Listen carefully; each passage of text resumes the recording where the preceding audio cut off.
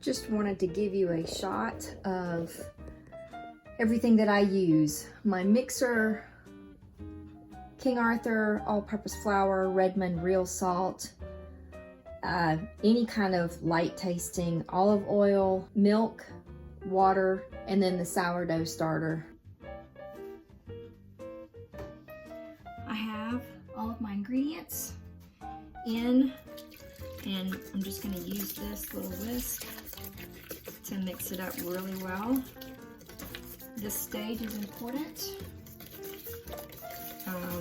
Even though it's willy-nilly, there are some things that really should not be willy-nilly. This is one of them. Mix it really well. And then after that, we're gonna put our first cup of flour in there. And all I did was grab that same cup I've been using, put the flour in there and scrape it off with the top of my finger, and I do this every single time. There's two things that I've learned with making sourdough is you don't need to measure, but you will benefit greatly from using the same tools every single time, because you will know instantly when something is off.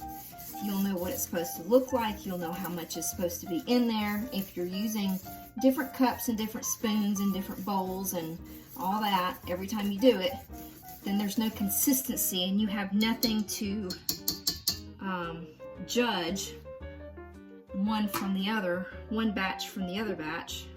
When you make it, you won't know it's off. You won't know something's off. So there's our first cup. I'm gonna throw in my second cup, just all at once.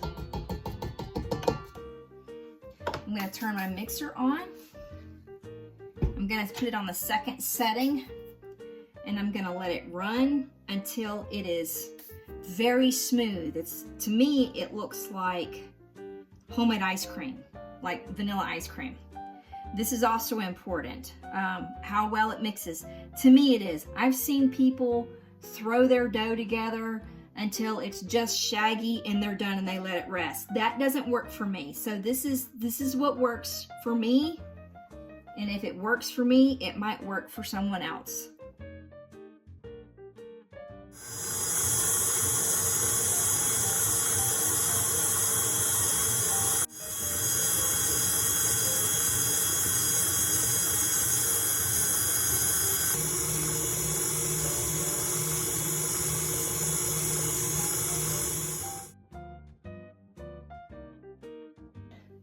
This is very creamy. It ran about 3 minutes.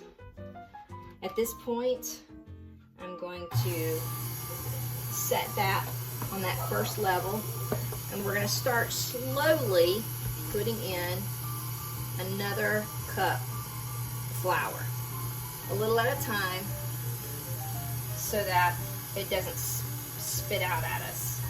And I'm going to work this in there, scraping it down as I go until I have about another cup and a half total of flour, and the dough comes cleanly away from the sides of the bowl.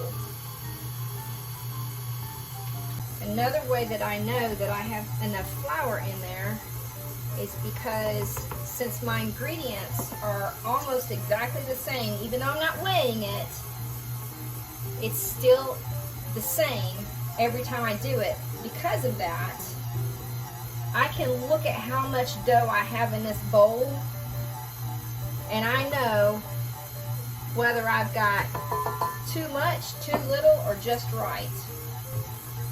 If I've done it right, my dough will go right to the top of this dough hook right here. If it starts climbing out of it, you've got way too many ingredients in there.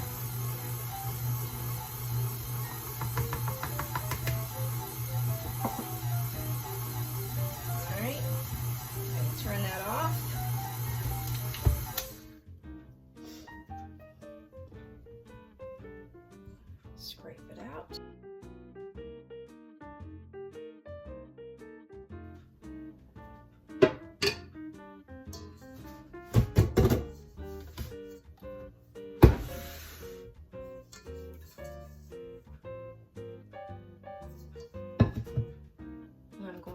this in a bowl to rest for 1 hour.